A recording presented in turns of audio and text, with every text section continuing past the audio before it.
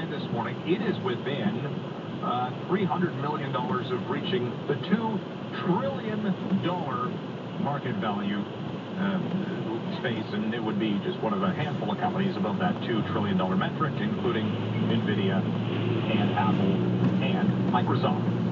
The price for gold this morning is glistening. It's up $37 at $24.09. Its peak was $24.15. You put that in Canadian dollars, you're looking at over $3,200 an ounce now for gold in Canadian dollars. Price for oil's up 98 cents at $86. Our Canadian dollar still languishing, the loonie down a quarter-cent on interest rate speculation that the Bank of Canada could cut rates before the U.S. Central Bank. So up goes the U.S. greenback, down goes our dollar. The exchange rate this morning at $1.37.5. At the 680 News Business Center, I'm Mike Up.